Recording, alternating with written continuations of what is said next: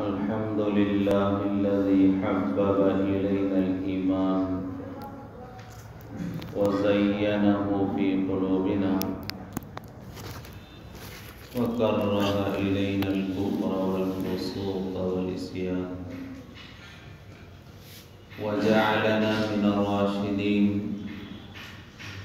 والصلاة والسلام على من بعث ليتمم مكارم الأخلاق.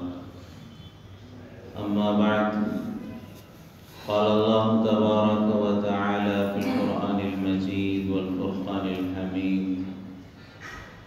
أعوذ بالله من الشيطان الرجيم. بسم الله الرحمن الرحيم. الرجال قوامون على النساء. صدق الله العظيم. قال النبي صلى الله عليه وسلم: النكاح من سنتي. وقال: من تزوج فقد استكمل نصف الدين فليتق الله في النصف الباقي، او كما قال علیہ الصلاۃ والسلام. محترم سامعین، گزشتہ کئی دنوں سے جہیز اور نکاح سے متعلق گفتگو چل رہی ہے، جس میں مختصراً ہم نے جہیز کی شرعی حیثیت اور اس کے نقصانات اور اس کی وجہ سے معاشرے میں پھیلنے والی برائیاں، اس سے متعلق کچھ حالات اور واقعات بھی سنے، اور شریعت میں اس کا کیا مقام ہے اور اس کو کس انداز سے منع کیا گیا ہے، اس سے متعلق بھی کچھ گفتگو ہوئی. لیکن ہمارے معاشرے میں دن بدن یہ دیکھا جا رہا ہے کہ بہت ساری عبادتوں کے باوجود، بہت ساری نیکیوں کے باوجود جہیز کی برائی ابھی بھی عام نظر آتی ہے. ہمارے معاشرے میں ایک بڑا طبقہ ہمیں ایسا ملے گا جنہوں نے حج بھی کیے، عمرے بھی کیے، صف اول میں پنجگانہ نمازیں بھی ادا کرتے ہیں، اس کے باوجود جہیز لیتے بھی ہیں، دیتے بھی ہیں. تو اس کو برا نہیں سمجھ رہے ہیں اور معاشرے سے اس برائی کو ختم کرنے کی فکر نہیں ہو رہی ہے، اور جہیز ایک عام شادی کے کاموں میں ایک کام سمجھا جا رہا ہے، اس میں عیب ہی نہیں سمجھا جا رہا ہے. جیسا کہ گزشتہ مختصراً عرض کیا گیا کہ ایک بڑا طبقہ آج ہمارے معاشرے کا ہے کہ مانگ کر جہیز لیتے ہیں. باقاعدہ ڈیمانڈ ہوتی ہیں کہ ہمارے بچے کو اگر آپ اپنی بچی دینا چاہتے ہیں، اپنی بچی کا نکاح ہمارے بچے سے کرنا چاہتے ہیں تو اتنے لاکھ روپے آپ کو دینا پڑے گا. پھر اس کا بھاؤ تاؤ ہوتا ہے، پھر اس میں اتار چڑھاؤ ہوتا ہے، بالآخر ایک رقم طے ہوتی ہے کہ اتنی رقم کے ملنے پر یہ نکاح ہوگا اور نہ ملے تو یہ نکاح نہیں ہوگا. تو ایک بڑا طبقہ معاشرے میں ایسا ہے مانگ کر جہیز لیتے ہیں. ایسا مانگنا گناہ ہے، ناجائز ہے، حرام ہے، لینے والے گنہگار ہیں. اور جو پیسہ لڑکی والوں سے مانگ کر جہیز میں لے رہے ہیں، گویا کہ اپنے پیٹ میں جہنم کی آگ بھر رہے ہیں. تو ایک برائی تو یہ ہو رہی ہے، اور بعض ایسے ہیں جو صاف الفاظ میں مانگتے نہیں ہیں کہ ہمیں اتنے لاکھ روپے چاہیے، مانگتے نہیں ہیں، اشارے دیتے ہیں، اشارے کرتے ہیں تاکہ آپ سمجھ جائیں اور اتنی رقم ہمیں دے دیں۔ مثال کے طور پر کبھی کہتے ہیں ہمیں تو جہیز نہیں چاہیے، ہمارا کوئی ڈیمانڈ نہیں ہے، ہاں ہماری بڑی بہو نے 10 لاکھ روپے دیے ہیں، ہمارے بڑی بہو کے گھر والوں نے ایک کار دی ہے، اس نے ایک گاڑی دی ہے، ہم نے تو نہیں مانگا، ہماری کوئی ڈیمانڈ نہیں ہے۔ تو کبھی یہ حوالہ دیتے ہیں بڑی بہو کا، اور کبھی حوالہ دیا جاتا ہے، ریفرنس دیا جاتا ہے ہمیں جہیز نہیں چاہیے، لیکن ہم نے اپنی بچی کو نکاح کرایا تو اپنی بچی کو ہم نے 10 لاکھ روپے دیے۔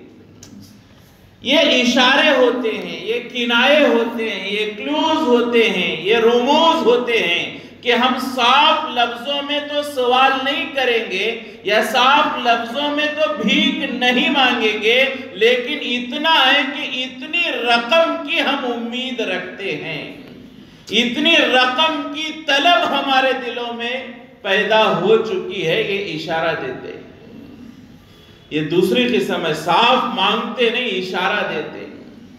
اور اگر لڑکی والے صاف دل کے ہوں، وہ بیچارے ان کے اشاروں کو نہ سمجھیں اور وہ یہ سوچے کہ انہوں نے تو کہا ہے ہمیں کچھ نہیں چاہیے، اور اسی بات کو 4 لوگوں میں جو انہوں نے کہا لڑکی والوں نے سمجھ کر کہ یہی سچ ہوگا، واقعی خوددار ہوں گے، خود مختار ہوں گے، واقعی سنت اور شریعت کی اہمیت ان کے دل میں ہوگی، اسی لیے انہوں نے کہا ہے کہ ہماری کوئی ڈیمانڈ نہیں ہے۔ اگر لڑکی والے بغیر کسی جہیز کے اپنی بچی کا نکاح کر دے تو وہ زندگی بھر بچی پر ظلم و زیادتی ہوتی ہے، تانے کسے جاتے ہیں۔ ہم نے تو کہا تھا کہ نہیں چاہیے، لیکن کیا تمہارے باپ کو اتنا بھی نہیں سمجھتا؟ ہم نے تو کہا نہیں چاہیے، لیکن کیا تمہیں دنیا داری معلوم نہیں ہے کہ بیٹھے بیٹھے بچی کو ودا کر دیا، 2 جوڑوں میں بھیج دیا کہ یہی تمہارے خاندان کا سٹیٹس ہے، کہ یہی تمہاری حیثیت ہے؟ کیا تمہارے باپ کو تھوڑی بھی عقل، تھوڑی بھی شرم نہیں ہے کہ ہم نے کہا نہیں چاہیے لیکن سمجھنا چاہیے، دینا چاہیے؟ اب وہ بچی پر تانے،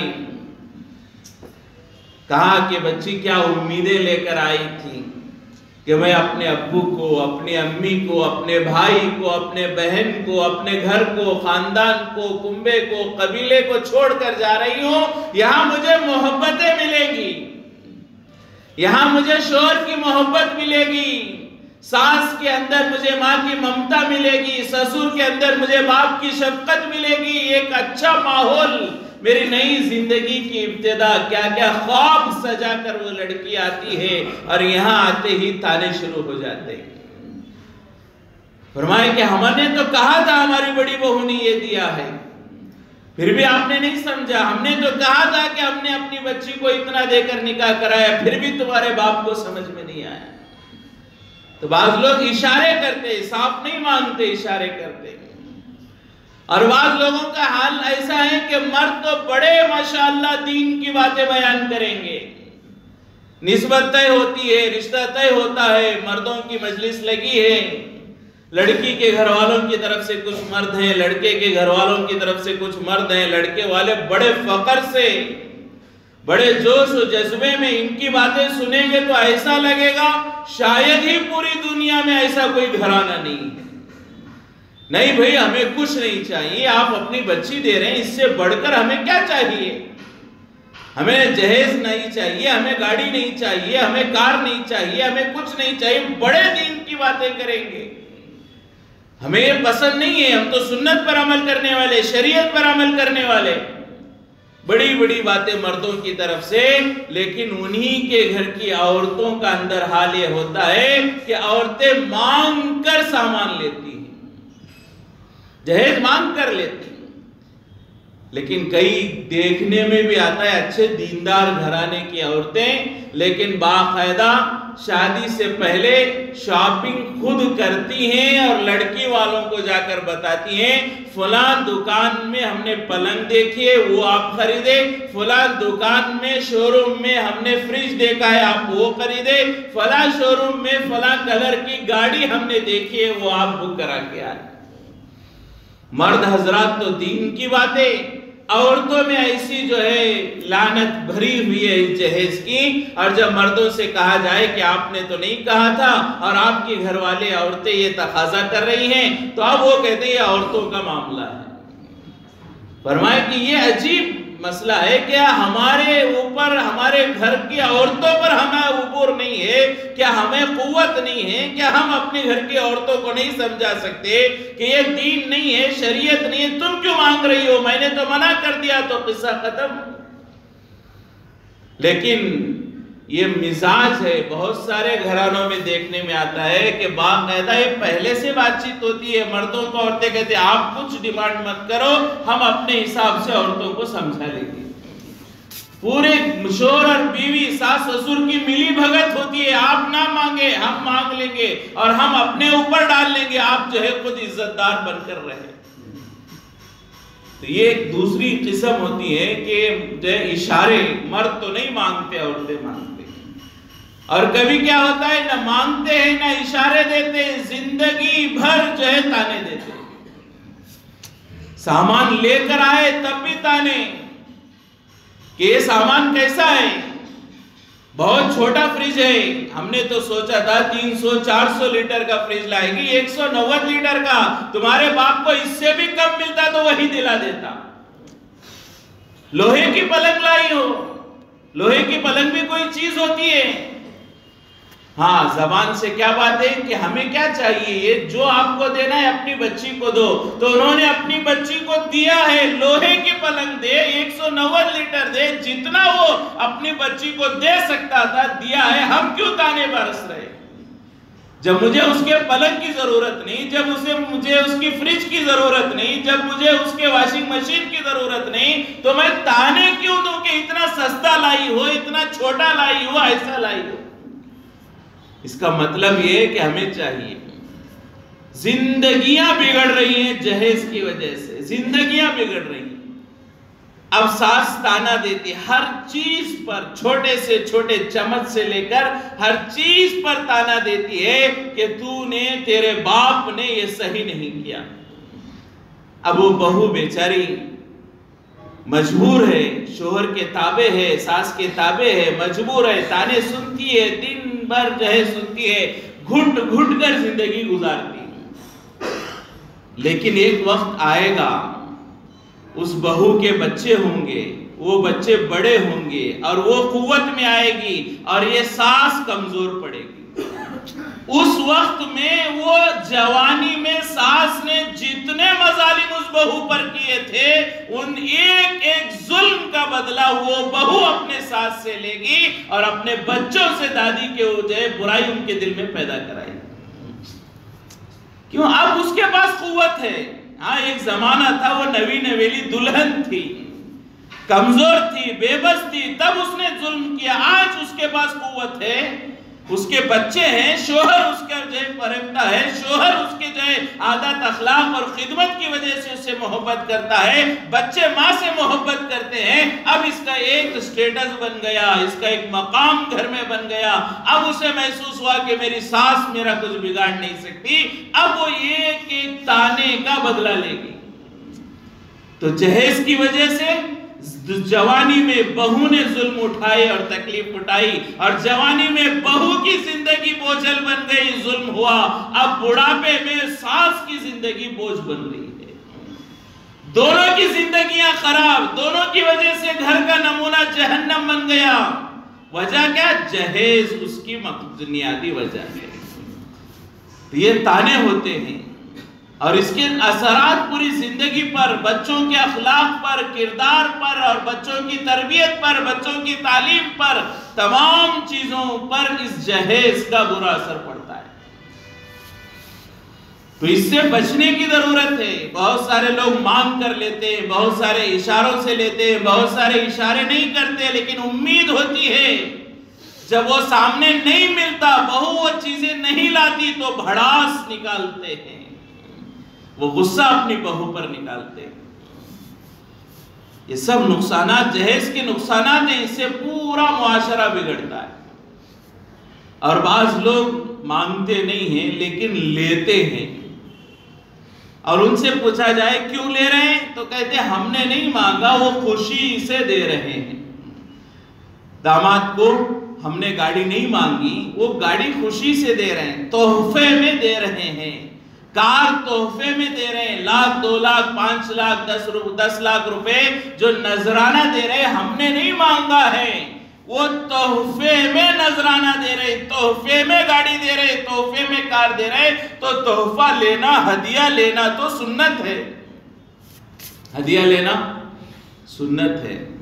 یہ سنت بہت اچھی یاد ہے۔ بھوکا رہنا سنت ہے۔ 2 چاند نظر آئے حضور کے گھر میں، چولہا نہیں جل رہا، وہ سنت ہمیں یاد نہیں ہے۔ ہدیہ لینا سنت ہے، وہ یاد ہے۔ میٹھا کھانا سنت ہے، وہ یاد ہے۔ نکاح کرنا سنت ہے، وہ یاد ہے۔ دعوت قبول کرنا سنت ہے۔ یہ سنتیں جو ہمارے مزاج کے مطابق ہے، وہ سنتیں تو ہمیں یاد ہے، لیکن حضور کی ایسی ہزاروں لاکھوں سنتیں جو قربانیاں ہیں، امت کے درد و غم میں ہے، اپنے آپ کو بھلا دینا ہے، وہ سنتیں ہمیں یاد نہیں ہیں۔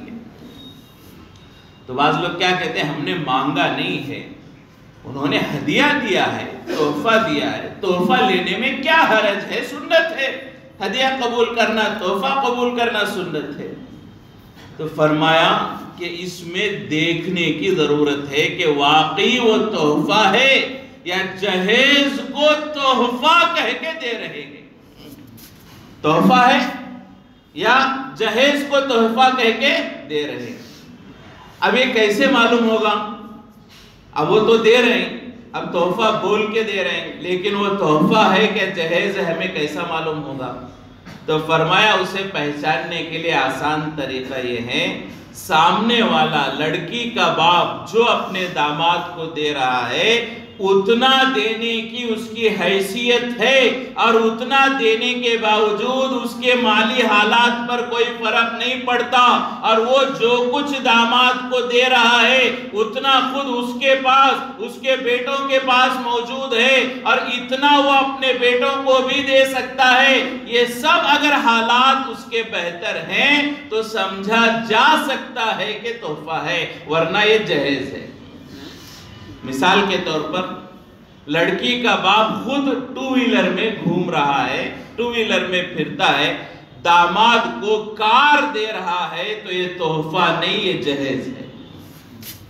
لڑکی کا باپ خود کیا کر رہا ہے؟ 2 ویلر میں گھومتا ہے، 2 ویلر اس کی ضرورت کو اس نے رکھا ہے، کار خریدنے کی اس کی پوری زندگی میں کبھی حیثیت نہیں ہوئی، نوبت نہیں آئی، اور وہ اپنے داماد کو جو ہے تحفے میں کار دے رہا ہے، تو یہ تحفہ نہیں ہے، یہ جہیز ہے۔ اس لیے کہ ہدیہ اور تحفہ کتنا دیتا ہے؟ اپنی حیثیت کے برابر دیتا ہے۔ اپنی حیثیت سے بڑھ کر تو کوئی تحفہ، کوئی ہدیہ اپنی حیثیت سے بڑھ کر نہیں دیتا، لہذا حیثیت سے بڑھ کر دیا جا رہا ہے تو وہ ہدیہ اور تحفہ نہیں ہے، وہ جہیز ہے۔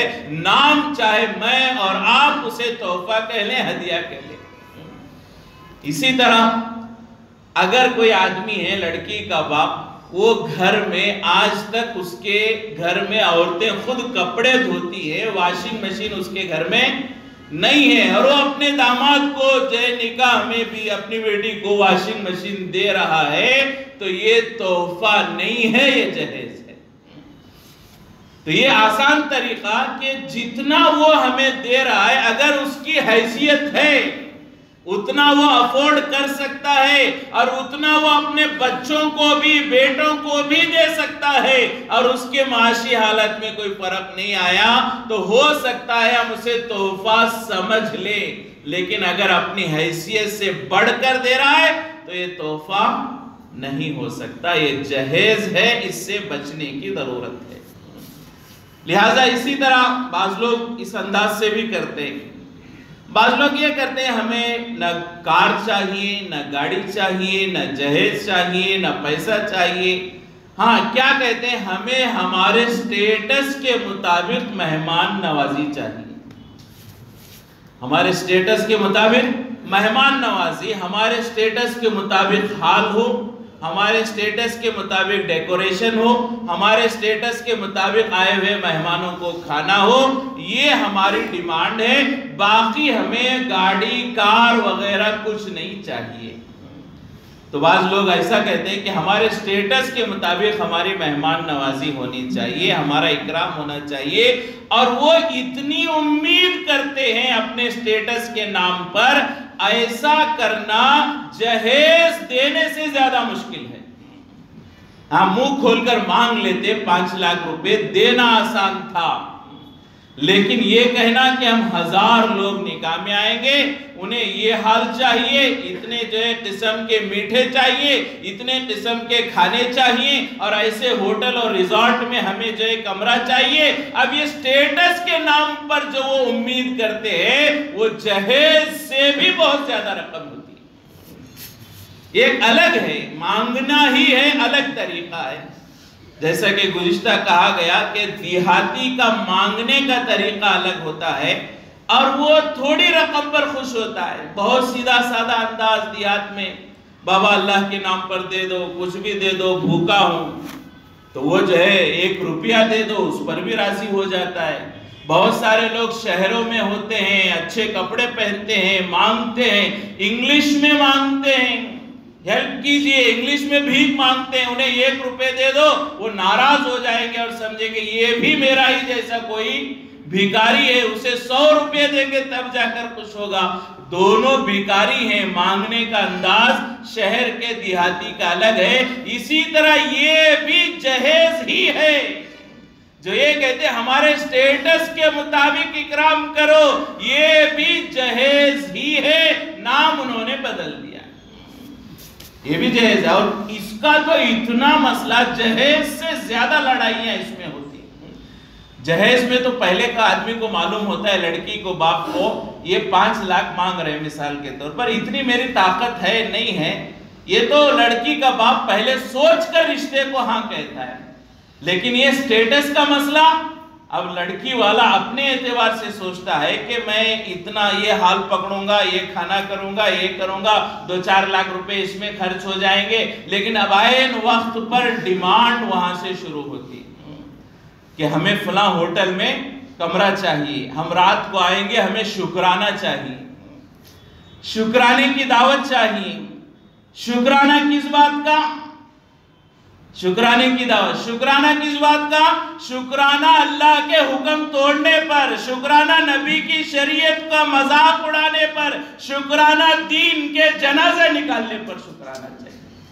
کیا شکرانہ کیا ہے؟ کیا حضور نے اپنی نکاح میں شکرانہ کیا؟ کیا حضور نے اپنی بچیوں کے نکاح میں شکرانہ کیا؟ کیا حضور کبھی لڑکی والوں کے گھر 1 دن پہلے چلے گئے اور کھانے کی دعوت مانگی اور اسے شکرانہ کا نام دیا؟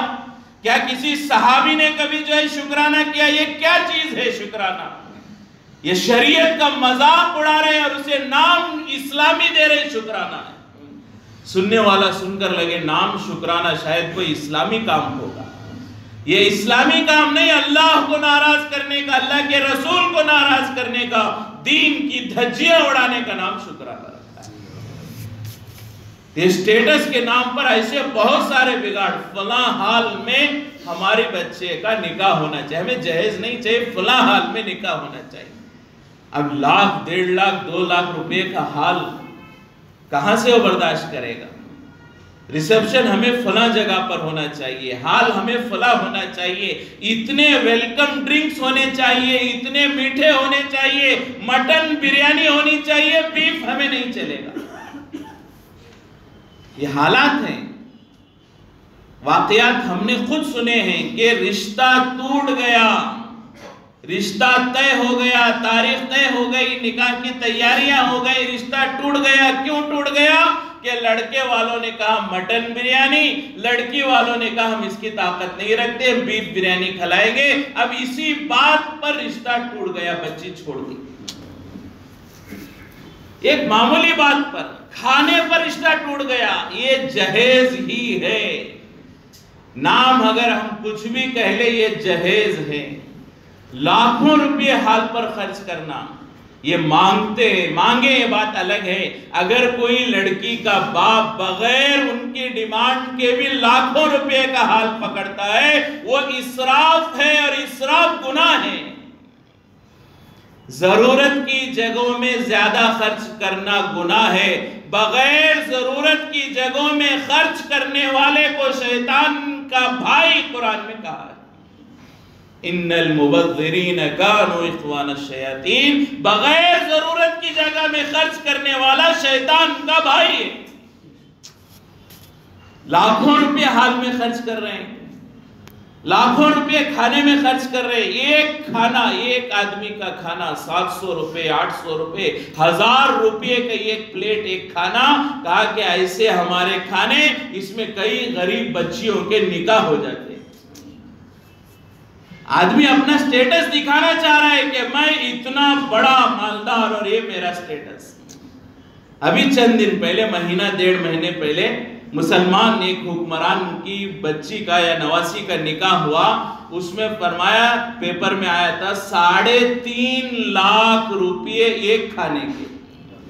ایک پلیٹ کا کتنا؟ 3.5 لاکھ روپے. یہ فضول خرچی تو کیا تبذیر سے بھی آگے گزرا ہوا ہے. اور ایسا کریں، باقاعدہ ہم نماز بھی پڑھتے ہیں، روزہ بھی رکھتے ہیں، حج بھی کرتے ہیں، عمرے بھی ہوئے، لیکن ہماری شادیوں میں بگاڑ ہے، تو واقعی ہم مسلمان نہیں ہیں. اس مسئلے میں تو ہم مسلمان نہیں ہیں. ہم نے چھوڑ دیا. ہمارا سٹیٹس پوری دنیا میں سب سے بڑا سٹیٹس اگر کسی کا ہے، وہ اللہ کے رسول صلی اللہ علیہ وسلم کا سٹیٹس ہے.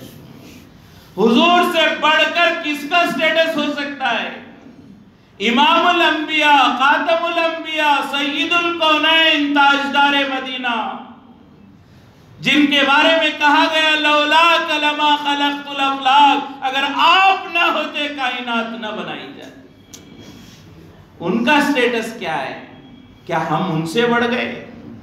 ہمارا سٹیٹس نبی سے بڑھ گیا؟ نبی کے نکاح کیسے ہوئے؟ نبی کی زندگی کیسے گزری؟ نبی کا گھر کیسے گزرا؟ حضرت عمر رضی اللہ تعالیٰ نے ایک مرتبہ حضور پاک صلی اللہ علیہ وسلم سے ملاقات کے لیے آئے تو حضور آرام فرما رہے تھے. چھال کی بنی ہوئی چادر نیچے بچھی ہوئی تھی، چھال کی. حضور آرام کر رہے تھے. حضرت عمر آئے تو حضور اٹھے، جاگے تو بیٹھے تو دیکھا حضرت عمر رضی اللہ تعالیٰ عنہ نے کہ حضور کے رخسار پر، حضور کے بازو پر اس چھال پر آرام کرنے کی وجہ سے اس کے چھال کے نشانات حضور کے بدن پر نظر آ رہے ہیں. اور پورے گھر کی چکر ایک مرتبہ حضرت عمر نے اپنے آنکھوں سے لگایا. کہیں ایک گلاس پڑا ہوا ہے، ایک پیالہ پڑا ہوا ہے، کوئی ایک چادر ہے، بس یہ پوری حضور کے گھر کی کائنات ہے.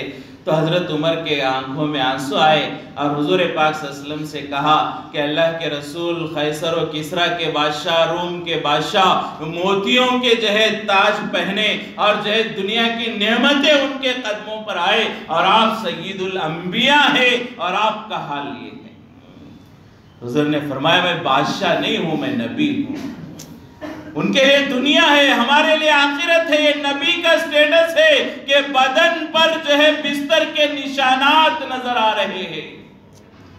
اور آج ہم سٹیٹس کے نام پر ایسا لڑکی کے گھر والوں کو تباہ کر رہے ہیں، پوری زندگی لگ جاتی ہے اس سے ابھرنے میں.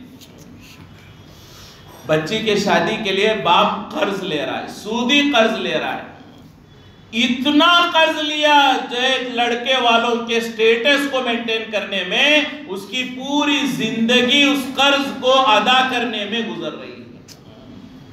قرض لیا، ادا نہیں کر سکتا، لیکن کیا کرے؟ بغیر جہیز کے، بغیر سٹیٹس کے. لڑکا کوئی آتا نہیں ہے، کوئی میری بچی کو بیاہتا نہیں ہے، لہٰذا اس نے قرض لیا. وہ قرض ادا کرنے کی استطاعت نہیں، کبھی گھر بیچ رہا ہے، کبھی زمین بیچ رہا ہے، اس کے باوجود قرضہ باقی ہے. دن رات محنت کرتا ہے، باپ بھی محنت مزدوری کرتا ہے، ماں بھی گھر میں کمائی کرتی ہے، پھر بھی بچی کی شادی کا قرضہ ہے کہ ادا نہیں ہو رہا ہے. کس کے نام پر؟ ہمارے سٹیٹس کے نام پر زندگیاں برباد ہو رہی ہیں، قرض میں مبتلا ہو رہے امت۔ قرض ایک ایسا بوجھ ہے جس کے بارے میں حضور نے فرمایا کہ یہ حق ہے شہید کا، تمام گناہ شہید کے معاف ہوں گے، قرض معاف نہیں ہوگا۔ شہید کا، جس کے بارے میں ہم سنتے ہیں، شہید کا خون کا قطرہ زمین پر گرنے سے پہلے اس کی مغفرت ہو جاتی ہے، شہید کے تمام گناہ معاف ہوں گے، قرض معاف نہیں ہوگا۔ ایسے بوجھ میں لڑکی کا باپ جا رہا ہے، کیوں؟ یہ ہمارے سٹیٹس کے چکر میں جا رہا ہے۔ بہت سارے گھروں میں دیکھنے میں آتا ہے لڑکی کا بھائی، باپ نہیں ہوتا، باپ کا انتقال ہو گیا، کبھی کبھار ہوتا ہے، بھائی ذمہ دار، بھائی اپنی بہن کی شادی کے لیے قرض لیتا ہے۔ ابھی ایک دو دن پہلے ایک لڑکا بہت پریشان نظر آیا تو اس سے پوچھا کیا بات ہے؟ کہا کہ میں نے کئی سالوں تک، چونکہ ہمارے ابا کا انتقال ہو گیا، 10-12 سال کی عمر سے میں کمانے لگا، کئی سال لوگوں کے پاس کام کرتے کرتے 4-5 لاکھ روپے میرے پاس جمع ہوئے، میں نے ایک کاروبار شروع کیا اور لوگوں کی غلامی، ان کے گالیاں، ان کے تانے سننے سے اللہ نے راحت دی اور خود کا ایک چھوٹا موٹا 4-5 لاکھ کا میں کاروبار کرنے لگا۔ ابھی چند دن گزرے تھے اس کاروبار کو شروع ہو کر کہ گھر میں بہن کا نکاح آ گیا اور لڑکے والوں نے جہیز کی ڈیمانڈ کی، تو میں نے وہ کاروبار بیچ کر وہ سامان جو زندگی بھر کما کر شروع کیا تھا، آج پھر دوسرے کے پاس نوکری کر رہا ہوں۔ کئی بھائیوں کی زندگی برباد ہو رہی ہے اس بہن کے جہیز کے چکر میں۔ اچھا، یہ ماحول پورا ایک دوسرے کو گھیر لیتا ہے۔ ہم نے اپنی بچی کو دیا کسی لڑکے کے پاس، اب وہ اپنی بہن کا جہیز ادا نہیں کر رہا ہے تو کیا کرے گا؟ وہ قرض لے گا، تو ہمارے بچی کو جو ہم نے دیا تھا وہ لڑکا قرض لے گا تو ہماری بچی بھی پریشان ہوگی نا۔ یہ گھوم پھر کر آتا ہے، جتنی برائیاں ہیں وہ معاشرے میں پھیلتی ہیں، اس کا اثر کسی ایک پر نہیں پورے معاشرے پر آتا ہے۔ ہم نے جہیز لیا اپنے بیٹے کے لیے، لیکن میں اپنی بیٹے کے لیے جہیز دوں گا تو وہ پریشان، پھر اس کے بہن کو جہیز دینا پڑے گا۔ کبھی کیا ہوتا ہے کہ ہم نے اپنی بچی کو دیا، جہیز بھی دیا، سب کچھ دیا، نکاح کرایا، اب اس کے بہن کا نکاح ہے، اس نے جو ہے اپنا سامان بیچا، ہماری بچی کا زیور بھی بیچا۔ ظاہر بات ہے کہ بھائی بہن کے جہیز کے لیے رقم کم پڑے تو اپنی بیوی کا زیور بیچے گا، تو جہیز ہم دوسروں سے لیں گے، دوسروں کو دینا پڑے گا، یہ معاشرہ پورا بگڑ جائے گا۔ یہ بہت سارا ایک بگاڑ سٹیٹس کے نام پر بھی آج ہو رہا ہے۔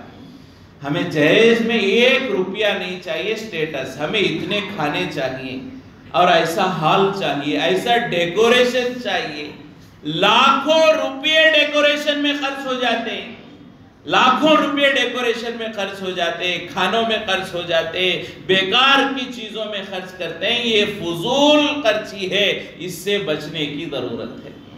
لہٰذا جہیز کسی بھی طرح سے لیا جائے اس کی کوئی گنجائش نہیں۔ ہاں اگر تحفہ، جیسا کہ میں نے عرض کیا، بعض لوگ کہتے ہیں تحفہ دیا تو یہ معیار ہم چیک کر لیں کہ لڑکی کا باپ جس نے مجھے یہ دیا ہے، گاڑی دی ہے، پیسہ دیا ہے، نذرانہ دیا ہے، اگر یہ اس کی طاقت رکھتا ہے اور اس کی حیثیت ہے اور اس کی وجہ سے اس کے اکنامیکل حالات پر، معاشی حالات پر کوئی فرق نہیں پڑتا، بغیر قرض لیے کہ وہ خوشی سے ادا کر رہا ہے، تب تو کوئی گنجائش ہو سکتی ہے، ورنہ جہیز کی کوئی گنجائش شریعت میں نہیں ہے۔ نہ مانگ کر لے سکتے ہیں، نہ اشاروں سے لے سکتے ہیں، نہ کنایے سے لے سکتے ہیں، نہ لینے کے بعد نہ لینے کے بعد نہ تانا دے سکتے۔ تو اس سے بچنے کی ضرورت۔ بعض لوگ کہتے ہیں، جیسا کہ اس سے پہلے بھی عرض کیا کہ حضور نے دیا تھا، تو اس کی وضاحت کی گئی کہ حضور لڑکی کے بھی باپ تھے، لڑکے کے بھی ذمہ دار تھے، لڑکے کے حضرت علی کے گارڈین تھے۔ اگر واقعی معنوں میں آج کے معاشرے میں اگر حضور نے اپنی بیٹی فاطمہ اور حضرت علی کے ساتھ کیا کیا، وہ اگر ہم چاہتے ہیں اسے سے نمونہ بنانا چاہتے ہیں تو گویا کہ یوں ہم سمجھیں آج کے ماحول میں اگر کوئی حضور کے اس عمل کو اپنانا چاہے تو اس کے لیے طریقہ یہ ہے کہ لڑکا شادی سے پہلے سسر کے پاس جائے، لڑکی کے باپ کے پاس جائے اور یہ کہے کہ آپ کی بچی کو کیا کیا ضرورت ہے مجھے لیسٹ دے دیں، میں وہ خرید کر تمہیں دے دوں گا اور وہ آپ مجھے اپنی بیٹی کے ساتھ دے کر بھیج دے۔ یہ ہے جو حضور اور علی نے کیا تھا۔ حضور نے کیا کیا تھا؟ زرہ بیچ دو علی، تمہارے پاس زرہ ہے بیچ دو، کچھ پیسے آ گئے، وہ لے کر حضرت علی آئے، یہ پیسے ہیں کیا کروں؟ علی کون ہے؟ شوہر، لڑکا، داماد، وہ آئے کس کے پاس آئے؟ سسر کے پاس آئے، اتنے پیسے ہیں۔ حضور نے اس کے حضرت علی کے ان پیسوں میں تھوڑے پیسے لے کر کیا کیے؟ گھر کا سامان خریدا، باقی پیسے دے کر کیا کہا؟ اس سے مہر ادا کر دو۔ تو جو سامان حضور نے خریدا تھا وہ پیسے کون لے کر آئے تھے؟ حضرت علی لے کر آئے تھے۔ اگر آج کے زمانے میں کوئی چاہتا ہے مہر فاطمی کے جیسا میرا ہو، جہیز فاطمی حضور نے دیا تھا میں بھی ویسا کرنا چاہوں، تو یہ سمپل طریقہ ہے، لڑکا شادی سے پہلے جائے اور اپنی حیثیت لڑکی کے باپ کو بتائے، کہے اب اتنے پیسوں میں آپ جو لینا چاہیں اپنی بچی کے لیے بتا دے، میں وہ سب چیزیں خرید کر آپ کے بچی کو دے دوں گا۔ تو یہ غلط فہمی ہے کہ حضرت حضور پاک صلی اللہ علیہ وسلم نے اپنی بیٹی کو جہیز دیا، جہیز نہیں، یہ ہوا تھا جو آپ کو میں نے ایک سمپل جو ہے حالات میں بیان فرمایا۔ تو اس کی بالکل ممانعت نہیں ہے، تو اس سے بچنے کی ضرورت ہے۔ اور اگر کسی نے لے لیا ہے، ہو سکتا ہے معلومات نہیں تھی، مسائل نہیں جانتے تھے، 50,000 روپے لے لے، لاکھ روپے لے لے، گاڑی لے لی، کار لے لیا، اب کیا کریں؟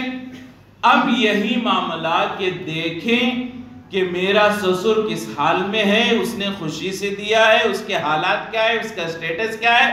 اگر یہ لگے مجھے، میرے دل کو لگے اس نے جو ہے کہیں رسم و رواج میں لوگ کیا کہیں گے یہ سمجھ کر دیا ہے، تو اللہ کے لیے جو لیا ہے وہ واپس کر دے، معافی مانگے، کوئی چھوٹا نہیں ہوگا، ہمیں معاف کر دے، ہمیں مسئلہ معلوم نہیں تھا، میں نے آپ سے 5 لاکھ روپے لے لیے، اب یہ لیجئے، میں اتنا تھوڑا تھوڑا کر کے آپ کے پیسے ادا کروں گا، لیکن جہنم میں جانے کو میں تیار نہیں ہوں۔ دنیا میں تھوڑا تھوڑا کر کے آپ کو دے دوں گا، لیکن میں جہنم میں نہیں جاؤں گا اس گناہ کی وجہ سے۔ اگر لے لیا ہے واپس کرے، اگر وہ سسر کہے مجھے ضرورت نہیں، میں نے خوشی سے دیا تھا اور مجھے کوئی جو ہے بوجھ نہیں تھا، تب تو کوئی گنجائش ہے، ورنہ ہم کوشش کریں کہ ہم اسے واپس کریں۔ اب نکاح ہو گیا، 10 لاکھ روپے لے لیے، چلو اب مسئلہ معلوم ہو گیا، دونوں کلوں پر ہاتھ مارے، توبہ توبہ، مسئلہ ختم نہیں ہوگا، واپس کرنا پڑے گا۔ اگر اللہ نے طاقت دی ہے، وہ منع کر رہا ہے تو بات الگ ہے، ورنہ ہمیں تو بات رکھنی چاہیے کہ اتنا پیسہ میں نے لیا، غلطی میں لیا، معلومات نہیں تھی، اور میں آپ نے سمجھا کہ آپ خوشی سے دے رہے ہیں، لے لیا، اب مسئلہ ایسا ہے میں واپس کرنا چاہتا ہوں۔ اگر وہ منع کر دے تو گنجائش ہے، لیکن ہمیں تو کوشش کرنی چاہیے۔ تو یہ جہیز جو ہے بالکل بھی نہیں لینا چاہیے، اسلام میں اس کی اجازت نہیں۔ ہاں اگر لڑکی والے اپنی مرضی سے خوشی سے دے رہے ہیں، اپنی طاقت کے اندر دے رہے ہیں، جس کو میں نے کھل کر بیان کر دیا اس سے پہلے، تو اس کی گنجائش ہے، اس سے زیادہ کی بالکل گنجائش نہیں ہے۔ تو اس سے بچنے کی ضرورت ہے۔ تو ہمیں یہ ارادہ کرنا چاہیے، خاص طور سے نوجوانوں کو اور لڑکے والوں کو ہمیں ارادہ کرنا چاہیے کہ آئندہ ہمارے خاندانوں میں جو نکاح ہونے والے ہیں، ہم بغیر ڈیمانڈ کے، بغیر جہیز کے، بغیر اشاروں کے، بغیر کنایوں کے ہم اپنے بچوں کا نکاح کرائیں گے، کریں گے انشاءاللہ، انشاءاللہ کریں گے۔ بہت سارے مرتبہ ایسا انشاءاللہ کہنے کو کہا جاتا ہے، آواز مسجد گونج جاتی ہے، لیکن آج انشاءاللہ اتنا ہلکا لگ رہا ہے، شاید مشکل محسوس ہو رہا ہے۔ جو بھی نوجوان ہیں ارادہ کریں ہم بغیر جہیز کے نکاح کریں گے انشاءاللہ، اور جو ماں باپ ہیں وہ ارادہ کریں کہ ہم انشاءاللہ اپنے بچوں کا نکاح بغیر جہیز کے، نہ کھل کر نہ چھپ کر، 1 روپیہ لیے بغیر ہم اپنے بچوں کا نکاح کرائیں گے انشاءاللہ۔ انشاءاللہ اللہ ہم سب کو اس کی توفیق نصیب فرمائے۔ اور بعض دفعہ خیال آتا ہے ہم اکیلے کریں گے تو کیا ہوگا، پورا معاشرہ بگڑا ہے، لیکن ایک سے بات بنتی ہے، ہم اپنے گھر سے شروع کریں، پورے معاشرے پر اس کا اثر ہوگا۔ حضور جب دین کی دعوت کو، توحید کو لے کر کھڑے ہوئے، پورا ماحول 360 بتوں کی عبادت کرنے والا اکیلے حضور کھڑے ہوئے تھے۔ اگر حضور یہ سوچتے یا کوئی بھی نبی یہ سوچتے میں اکیلے سے کیا ہوگا تو یہ کام نہیں ہوتا، لیکن حضور اکیلے کھڑے ہوئے، اللہ نے صحابہ کو جمع فرمایا، پوری دنیا میں اللہ نے توحید کو پھیلایا۔ اسی طرح ہم اپنے گھر سے شروع کریں جہیز کو ختم کرنے کی فکر، پورا ماحول انشاءاللہ اس کے مطابق اللہ بناتے چلے جائیں گے۔ یہ سوچنا یہ شیطان کی طرف سے ہے کہ میرے اکیلے سے کیا ہوگا، نہیں، یہ شیطان کی طرف سے ایک ایک انسان سے مل کر معاشرہ بنتا ہے۔ تو ہمیں اس بات کی فکر کریں کی ضرورت ہے، ہم خود بھی ارادہ کریں، گھر کی عورتوں کو بھی ان باتوں کو سمجھانے کی کوشش کریں۔ اللہ تبارک و تعالی ہماری پوری امت کی جہیز کی اس لعنت سے حفاظت فرمائے۔ اس کی جتنی قسمیں آج کے معاشرے میں رائج ہیں ان تمام قسموں سے اللہ ہماری پوری امت کی حفاظت فرمائے۔ جو کچھ کہا گیا سنا گیا اللہ اس پر ہم سب کو عمل کی توفیق نصیب فرمائے، اور جو ارادہ کیا ہے اللہ ان ارادوں کو پورا کرنے میں اپنی مدد شامل حال فرمائے، اور رکاوٹوں کو اللہ دور فرمائے۔ عافیت کے ساتھ جو ہم نے ارادہ کیا اسے تکمیل تک اللہ پہنچنے کی توفیق نصیب فرمائے۔ وآخر دعوانا الحمدللہ۔